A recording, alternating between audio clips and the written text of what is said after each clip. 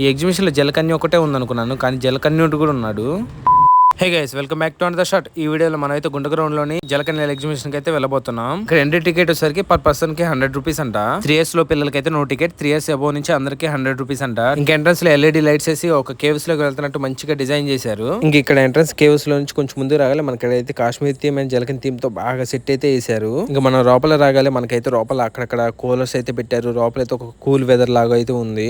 Summer holidays కావడంతో గుంటూరు వాళ్ళు మొత్తం ఏడే ఉన్నారు అన్నట్టు అనిపిస్తుంది. అండ్ ఇంకా మనకి లోపల అయితే ఫోటో షూట్స్ దిగడానికి అక్కడక్కడ స్మాల్ హౌసెస్ ఒకటి అయితే సెట్ చేశారు. అండ్ వెనకాల అయితే ఒక వాటర్ ఫాల్ కూడా సెట్ చేశారు. ఇక్కడైతే ఫుల్ దిగుతున్నారు పిక్స్ అయితే. మనం స్టార్టింగ్ చూసుకుంటే మొత్తం కాశ్మీర్ థీమ్ లాగా డిజైన్ చేశారు. కాశ్మీర్ లో ఎలా ఉంటే అలా అయితే డిజైన్ అయితే చేశారు. ఇక్కడ చూసుకుంటే 2 ఎక్వేరియంస్ అయితే ఉన్నాయి. ఒక ఎక్వేరియం లో అయితే ఒక జలకన్య అయితే ఉంది. ఒక ఎక్వేరియం లో అయితే ఒక జలకన్యుడు అయితే ఉన్నారు. ఈ ఎగ్జిబిషన్ లోపల ఫుల్ స్టాల్స్ ఉన్నాయి. అండ్ జెయింట్ వీల్ ఉన్నాయి. ఇంకా పిల్లలకి తిరగడానికి చాలానే ఉన్నాయి. గుంటూరులో ఉన్న వాళ్ళు ఈ ఎగ్జిబిషన్ విజిట్ చేశారు లేదు కింద కామెంట్ లో చెప్పండి. ఉంటా, బై గైస్.